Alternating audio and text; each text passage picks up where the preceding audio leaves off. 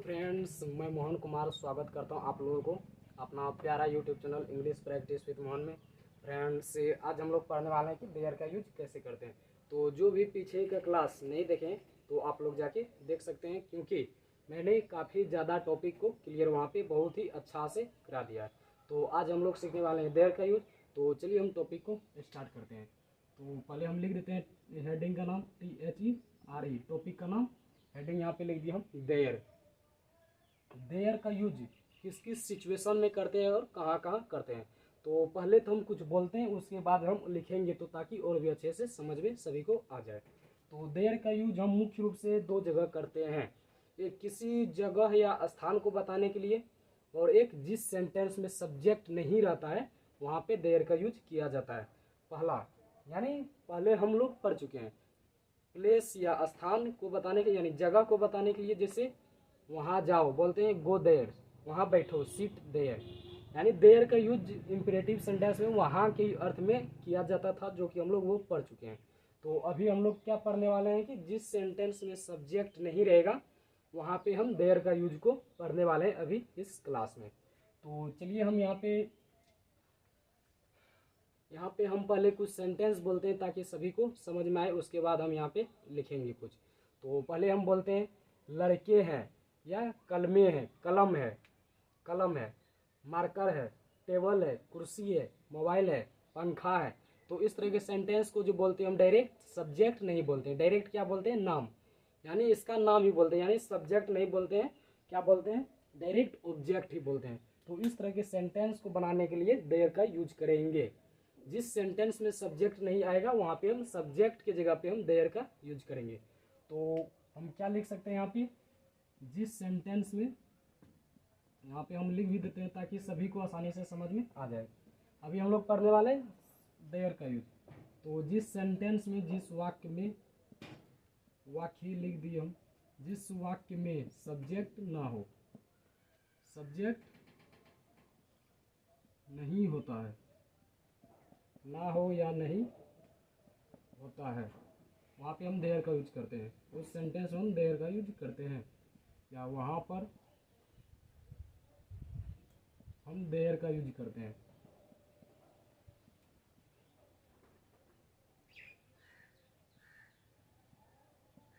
There का use करते हैं। तो यहाँ पर हम लिख भी दिए कि देयर का यूज कहाँ पे करते हैं। जिस सेंटेंस में सब्जेक्ट नहीं होता है वहाँ पे हम देयर का यूज करते हैं सब्जेक्ट के जगह पे। तो पहले हम अब देयर का यूज भी तीनों टेंस में किया जाता है, प्रेजेंट में, पास्ट में और फ्यूचर में। तीनों समय में देयर का यूज किया जाता है, क्योंकि समय तो होते नहीं होते हैं, ये सभी को पता है। तो हम पहले यहाँ पे इसको ये भी लिख देते हैं, पहला यहाँ पे हम प्रेजेंट लिख देते हैं PRE, प्रेजेंट। उसके बाद एक पास्ट और एक फ्यूचर, ये रहा फ्यूचर।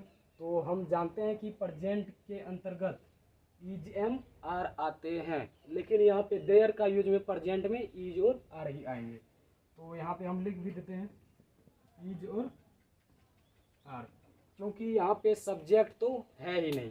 तो आई सब्जेक्ट के साथ वहाँ पे एम आता है, लेकिन यहाँ पे इज और आर आएगा क्योंकि सब्जेक्ट यहाँ नहीं है। तो यहाँ पे इज सिंगुलर सब ऑब्जेक्ट को देख के हम यहाँ पे इज लगाएंगे, ऑब्जेक्ट को देख के यहाँ पे आर लगाएंगे। अगर ऑब्जेक्ट नाउन हम एग्जाम्पल लिखेंगे तो अच्छा से समझ में आएगा। पहले हम ये लिख देते हैं, उसके बाद हम लोग समझेंगे अच्छे से। यानी सिंगुलर रहेगा कोई, जैसे कलम है तो इज लगा के बनाएंगे देयर इज ए पेन। अगर इसी को बोल दे कलमे है तो ई आर लगाएंगे देयर आर पेन्स। तो हम समझेंगे इसको काफ़ी अच्छे से। तो पास्ट में क्या आएगा यहाँ पे, वाज और वर, वाज और वर, वाज वर। और फ्यूचर में क्या आता है ये तो सभी को पता ही है, हमेशा विल आता है और इसमें भी आता है, विल भी। तो अभी हम लोग क्या पढ़ने वाले, देयर का यूज। देयर का यूज मुख्य रूप से दो तरह से करते हैं, एक किसी जगह या स्थान को बताने के लिए, और दूसरा जिस वाक्य में सब्जेक्ट नहीं होता है उस तरह के सेंटेंस को बनाने के लिए हम देयर का यूज करते हैं, जो कि अभी हम लोग इसको पढ़ने वाले हैं। तो इसका भी यूज तीनों समय में होता है, यानी तीनों टेंस में होता है, प्रेजेंट में, पास्ट में और फ्यूचर में। प्रेजेंट क्या होता है, जो अभी है, अभी चल रहा है तो वो प्रेजेंट है। जो अभी के जस्ट बाद पीछे चला गया यानी बीता हुआ समय पास्ट होता है, और जो समय आएगा उसे फ्यूचर कहते हैं। और प्रेजेंट में यहाँ पे इज आर आएगा, सिंगुलर के साथ इज और प्लूरल के साथ आर।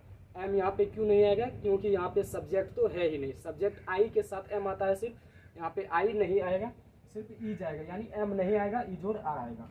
और पास्ट में वाजवर आते हैं और फ्यूचर में क्या आते हैं, विल बी। ये हम कई बार भी बता चुके हैं, तो हम इसको अब क्लीन करते हैं। उसके बाद हम लोग स्ट्रक्चर लिखेंगे, उसके बाद और भी अच्छे समझने के लिए हम लोग एग्जाम्पल के माध्यम से समझेंगे।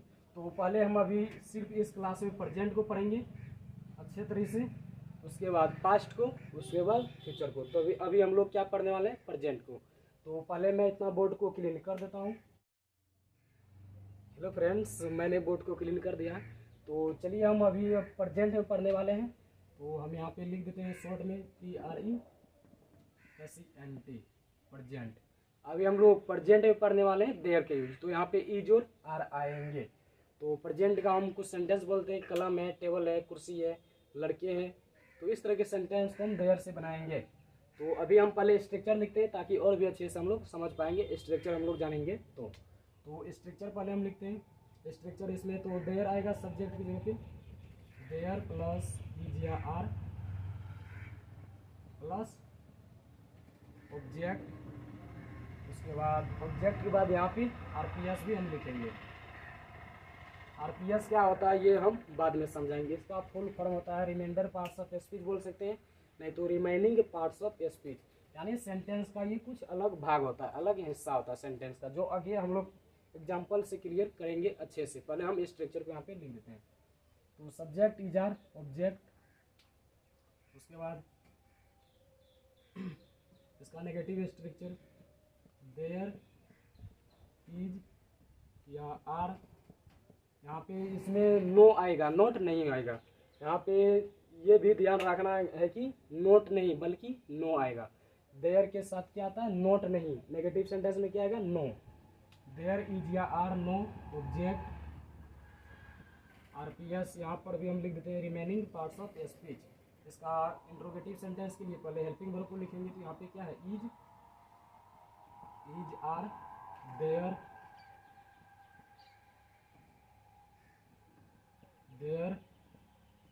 ऑब्जेक्ट और आरपीएस, ये हुआ।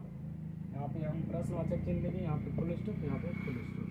अब इसका भी नेगेटिव हम बना सकते हैं, इज यार प्लस नो लिखेंगे। और देयर के बाद तो हम पहले देयर प्लस नो, नोट नहीं आएगा, यहाँ पे नो आएगा, नो ऑब्जेक्ट और आरपीएस, ये हुआ आरपीएस। और डबल इंट्रोगेटिव स्ट्रक्चर लिखते हैं जब सेंटेंस के बीच में क्यों, कैसे, कौन, ये सब आता है। तो उसके लिए पहले इसका इंग्लिश लिखेंगे, WH वर्ड इज या आर, इज या are plus there plus object plus RPS. इसका भी हम नेगेटिव लिखते हैं, WH वर्ड प्लस इज या are plus there plus no object, not नहीं बल्कि सिर्फ नो आएगा, नोट नहीं, इसमें ध्यान रखना है, नो प्लस आरपीएस, ये हुआ। ये 6 स्ट्रक्चर के अलावा इसमें और 2 स्ट्रक्चर होते हैं, हम जो कि यहाँ पे लिख देते हैं। तो हम लिखते हैं हाउ मेनी या हाउ मच, हाउ मेनी भी या हाउ मच, हाउ मेनी या हाउ मच। उसके बाद कोई इसके जस्ट बाद कोई नाउन या नाउन आएगा, हम इसको ऑब्जेक्ट भी बोल सकते हैं, नाउन को हम ऑब्जेक्ट भी बोल सकते हैं। हाउ मेनी, यहाँ पे हम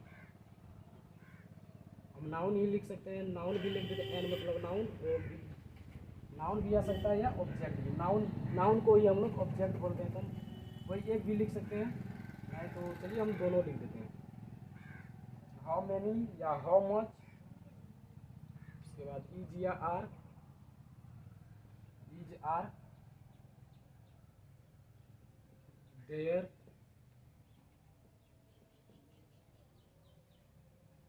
उसके बाद आरपीएस।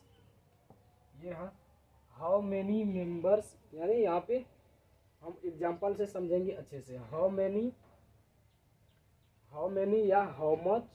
उसके बाद ऑब्जेक्ट भी यहाँ पे डायरेक्ट लिख सकते हैं, कोई नाउन भी डायरेक्ट लिख सकते हैं। तो इज या आर जो कि इसके अकॉर्डिंग आएगा जो रहेगा, उसके बाद देयर, उसके बाद आरपीएस।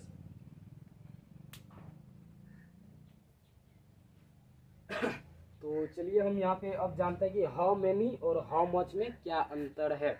कहाँ पे हाउ मैनी आएगा किसके साथ और किसके साथ हाउ मच आएगा। जब तक यही नहीं पता रहेगा तो कहाँ पे हम हाउ मैनी लगाएंगे और कहाँ पे हाउ मच लगाएंगे। तो इसको जानने के लिए पहले हम यहाँ पे लिख देते हैं हाउ मैनी, जिस नाउन को हम गिन सकते हैं, एक से अधिक होगा जिसको हम गिन सकते हैं, वहाँ पे हम हाउ मैनी का हिंदी पहले लिख देते हैं यहाँ पे कितने होगा। और how much, how MUCH, how much means कितने या कितना, इसका सही होगा। कितने भी हो सकता है लेकिन ज़्यादातर यूज इसका कितना, यानी कितना ही सही होगा ज़्यादातर, कितना, हाउ मच या हाउ मैनी। अब हाउ मैनी का यूज जिसको हम गिन सकते हैं, काउंट कर सकते हैं, कितने लोग यानी कितने आदमी, कितना पानी, यानी जिसको हम नहीं गिन सकते हैं यहाँ पे हम शॉर्ट में लिख देते हैं। यहाँ पे जगह कम है फिर भी हम लिखते हैं यहाँ पे, ये हुआ इसका हिंदी। अब यहाँ पे हम लिखते हैं इसका यूज हाउ मैनी, ये प्लुरल काउंटेबल नाउन होते हैं, प्लुरल, यहाँ पे हम शॉर्ट में लिख देते हैं प्लुरल काउंटेबल नाउन। ये इसको अनकाउंटेबल नाउन बोलते हैं, ये यानी काउंटेबल नाउन के ये साथ होगा यूज होगा। सी मतलब काउंटेबल, COUN काउंटेबल नाउन। ये हाउ मच ये अनकाउंटेबल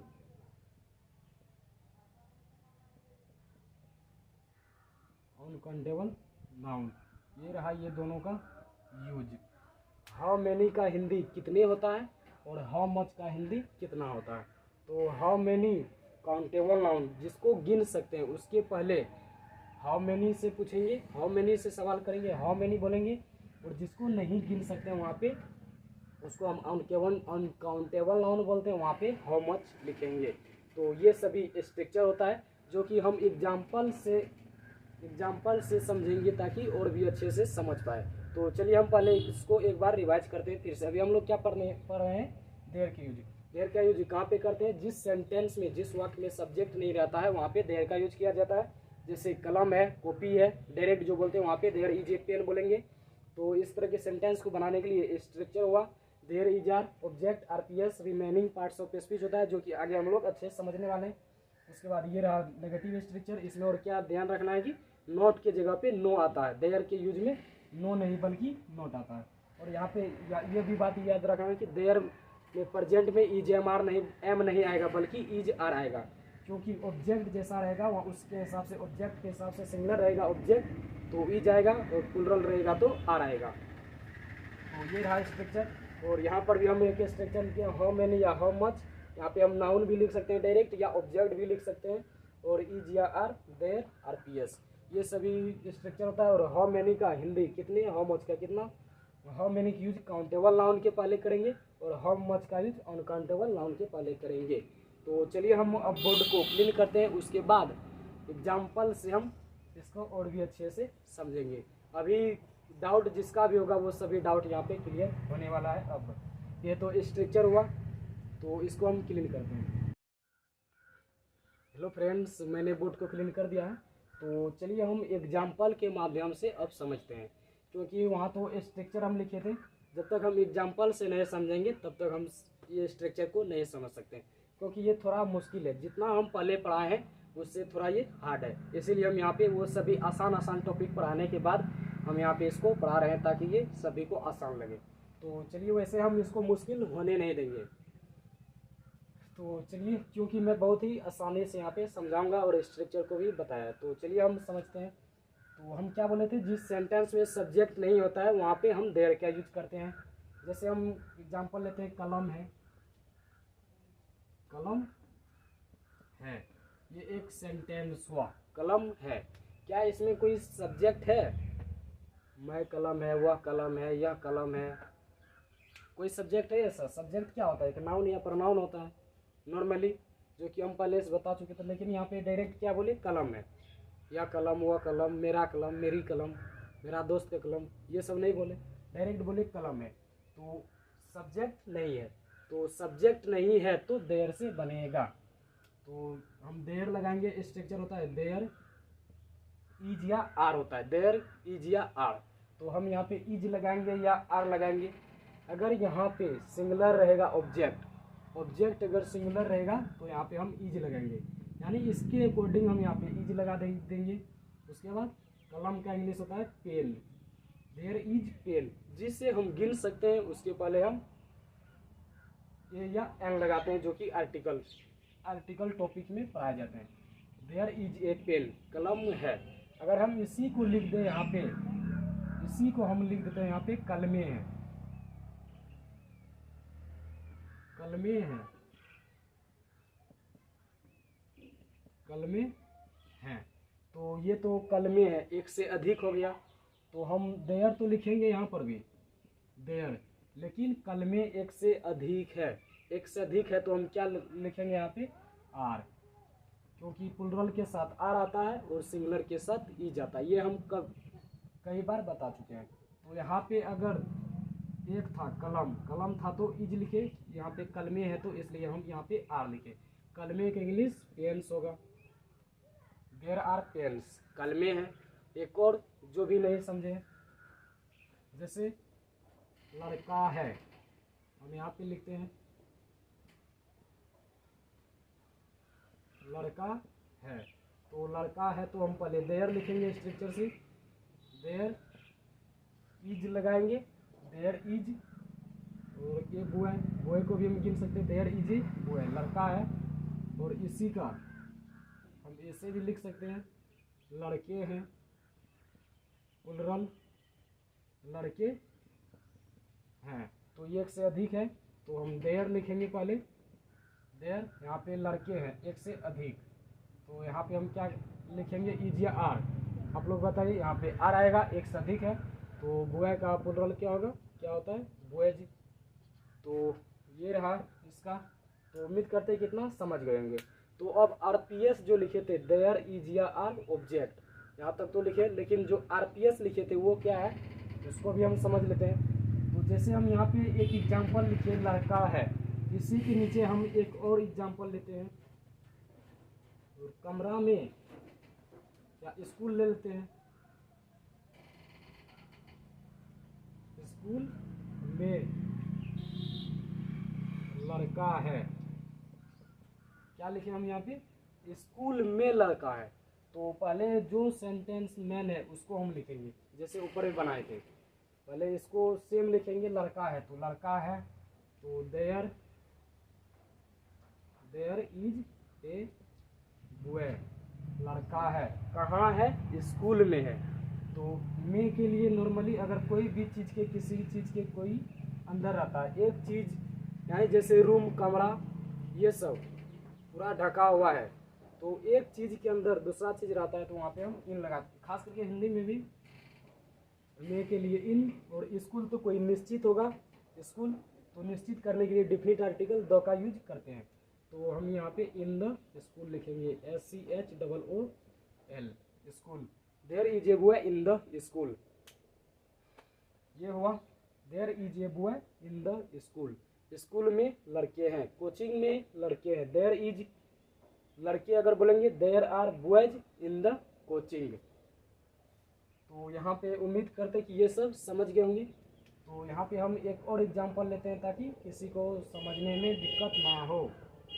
जैसे मेरे कोचिंग में 500 स्टूडेंट है, यानी छात्र है, तो इसका हम पहले हम हिंदी में लिख देते हैं, मेरे कोचिंग में 500 छात्र है या विद्यार्थी है, लिख देते हैं यहाँ पे।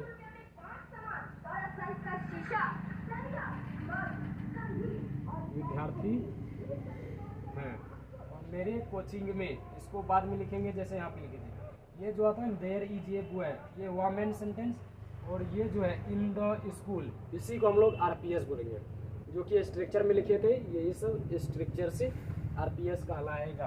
तो यहाँ पर भी में तक पर ये सब क्या हुआ, आरपीएस। पहले हम मेन सेंटेंस को पकड़ेंगे।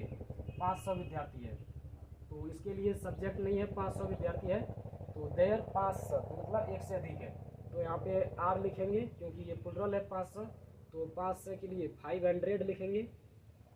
500 नहीं तो हम डायरेक्ट 500 भी लिख सकते हैं। चलिए हम 5 HUNDRED 500 स्टूडेंट्स, विद्यार्थी की इंग्लिश स्टूडेंट्स, 500 स्टूडेंट्स, 500 स्टूडेंट्स, 500 विद्यार्थी है, विद्यार्थियों है, विद्यार्थियों है। यहाँ पे ये भी लिख सकते हैं, नहीं तो विद्यार्थी भी सही है। देयर आर 500 स्टूडेंट्स, कहाँ है, कोचिंग में, किसके, मेरे, तो इन माई कोचिंग, ले के लिए इन, मेरे कोचिंग के लिए माई कोचिंग, COACHING, ये हुआ। There are 500 students in my coaching. तो उम्मीद करते हैं कि इतना आप लोग समझ गए होंगे।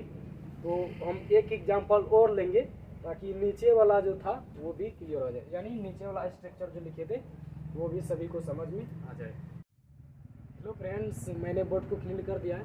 तो चलिए हम फिर से एग्जाम्पल के माध्यम से समझते हैं, क्योंकि मैं चाहता हूँ किसी को एक भी डाउट ना रहने दो। मैं लाइव क्लास के लिए तैयार था, 2 लाइव क्लास लिया भी, तीसरा में क्या हुआ कि गड़बड़ हो गया था, इसलिए मैं उसको डिलीट कर दिया, यानी वॉइस उसमें अच्छा से नहीं आ पाया था। और उस दिन मेरा मार्कर भी काम नहीं कर रहा था, इसलिए लाइव क्लास को डिलीट कर दिया। और लाइव क्लास जो लेते हैं उसमें मोबाइल तो एक ही है मेरे पास, इसलिए हम किसी का चैट भी नहीं देख पाते हैं, किसी का जवाब नहीं दे पाते। इसलिए मुझे लगा कि लाइव क्लास से बेटर अभी फ़िलहाल के लिए रिकॉर्डेड क्लास ही सही है, क्योंकि मैं किसी का अगर जवाब ही नहीं दे पाता हूँ, रिप्लाई ही नहीं दे पाता हूँ, तो लाइव क्लास लेने का क्या ही मतलब। तो चलिए, वैसे यहाँ पर भी हम किसी का डाउट रहने के लिए नहीं देंगे। तो चलिए हम यहाँ पे जो स्ट्रक्चर ऊपर वाला तो सभी स्ट्रक्चर बना सकते हैं, नेगेटिव, इंट्रोगेटिव, डबल इंट्रोगेटिव, वो सब आप लोग खुद से बना सकते हैं, उतना मैंने आप लोगों को पहले सिखा दिया है। तो नीचे में जो 2 स्ट्रक्चर लिखे थे उसका हम एग्जांपल करते हैं, लेते हैं। जैसे कि कोई कुछ पूछते हैं, हम आपसे पूछते हैं, आपके गांव में कितने बच्चे हैं या लोग हैं, हम बच्चे ही लिख देते हैं। आपके गांव में कितने बच्चे हैं, ये हुआ। अभी जो नीचे में जो स्ट्रक्चर लिखे थे ना, हाउ मच और हाउ मेनी, वही स्ट्रक्चर पे हम लिए यहाँ पे। नेगेटिव इंट्रोगेटिव हम नहीं बनाए हैं ताकि वो सभी लोग समझ ही सकते हैं, क्योंकि मैं पीछे वहाँ से बहुत ही अच्छा से बताया है। तो चलिए हम इसको बनाते हैं। आपके गांव में कितने बच्चे हैं, कितने हैं यहाँ पे, कितने। तो कितने का इंग्लिश हम बताएं आप लोगों को कि क्या होता है। पहले इसका लिखेंगे कितने का, हाउ मेनी होता है, हम लोगों को, हम आप लोगों को बता चुके हैं। हाउ कैसे लिखते हैं, HOW, हाउ मेनी। उसके बाद हम क्या बोले थे, डायरेक्ट नाउन आएगा या ऑब्जेक्ट, यानी कितने बच्चे एक साथ आएगा, कितने बच्चे। हाउ मेनी स्टूडेंट्स, यहाँ बच्चे है तो चिल्ड्रेन लिखेंगे हम, चिल्ड्रेन का होता है, अगर विद्यार्थी रहता तो स्टूडेंट्स। हाउ मेनी SICHILDREN, बच्चे के इंग्लिश चाइल्ड्स नहीं होता है, चाइल्ड होता है बच्चा, और एक से अधिक बच्चे के लिए children, children.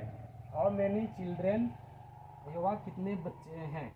How many children, पहले इसका इंग्लिश लिखेंगे, हाउ मेनी चिल्ड्रेन। उसके बाद बच्चे मतलब एक से अधिक है, तो यहाँ पे हम आर लगाएंगे। आर, अगर बच्चा रहता तो इज लगाते, लेकिन बच्चे हैं। हाउ मेनी चिल्ड्रेन आर, उसके बाद स्ट्रक्चर से क्या आता है, देयर, ये हुआ how many children are there. उसके बाद आपके गांव में, किसके गांव में, आपके गांव में इन आपके गांव का, योर विलेज, VI विलेज का तो सभी को पता ही होता है। यहाँ पर हम प्रश्नवाचक चिन्ह लेंगे क्योंकि हम किसी से प्रश्न पूछते हैं तो प्रश्नवाचक चिन्ह भी लगाते हैं। How many children are there in your village, आपके गांव में कितने बच्चे हैं, आपके गांव में कितने लोग हैं। How many people are there in your village, आपके गांव में, आपके कोचिंग में कितने स्टूडेंट हैं, कितने छात्र हैं। How many students are there in your coaching. अगर इसी को हम इससे बोल दें हाउ मच का यूज कहाँ पे होगा, फिर उसका भी हम एक एग्जांपल कर लेते हैं। आपके उसका एग्जांपल यानी अनकाउंटेबल नाउन से लेना पड़ेगा, ये बात ध्यान रखना है। जैसे आपके यहाँ पे हम पहले लिखते हैं कुछ,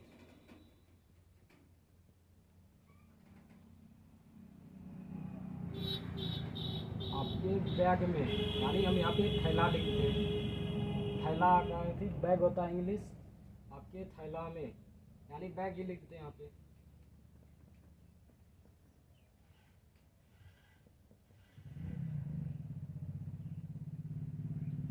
यहाँ पे ये सेंटेंस अच्छा नहीं लगा, यहाँ पे ग्लास लिखते हैं हम। आपके ग्लास में, सेंटेंस भी थोड़ा अच्छा लगना चाहिए। आपके ग्लास में कितना पानी है, कितना पानी है। सेंटेंस हम यहाँ पे अच्छा ले लिए, पहले हम चीनी वाला ले लें। आपके ग्लास में कितना पानी है। पानी क्या है यहाँ पे, अनकाउंटेबल नाउन है जिसको हम नहीं गिन सकते हैं। कितना आया, तो कितना के लिए क्या होता है इंग्लिश हम बता चुके हैं आप लोगों को। तो हाउ आता है, और पानी हाउ मच आता है, कितना पहले लिखेंगे हम पूरा, हाउ मच पानी। तो इसका एक साथ लिखेंगे, हाउ मच वाटर होता है पानी की English, how much water, how much water. अब पानी क्या है, अनकाउंटेबल नाउन जिसको हम नहीं गिन सकते। तो उसके लिए जो उसको हम नहीं गिन सकते हैं वो हमेशा सिंगुलर माना जाता है। तो यहाँ पे हम इज लगाएंगे। यहाँ पे एक से अधिक था तो जिसको हम गिन सकते थे आर लगाए, हाउ मैनी के साथ आर, और हाउ मच जहाँ पे लगता है वहाँ पे इज, क्योंकि ये अनकाउंटेबल नाउन यानी जिसको नहीं गिन सकते हैं उसके लिए आता है। पानी को नहीं गिन सकते, तेल को, चीनी को, आटा को, चावल को, ये सब के लिए इज आएगा। यहाँ पे हम बोल सकते हैं हाउ मैनी के साथ आर और हाउ मच के साथ इज। तो how much water is there structure से, उसके बाद कहाँ है, आपके ग्लास में। तो आपके ग्लास का इंग्लिश क्या होगा, में के लिए इन लगाएंगे, आपके ग्लास का योर ग्लास, योर ग्लास का इंग्लिश तो ग्लास ही होगा, GLASS। How much water is there in your glass. तो उम्मीद करते कि आप लोगों को कोई डाउट नहीं रहा होगा। अगर आप लोगों को फिर भी कोई डाउट है तो आप लोग मुझसे कमेंट के जरिए पूछ सकते हैं, नहीं तो मेरा नंबर भी डिस्क्रिप्शन बॉक्स के नीचे में दिया होगा।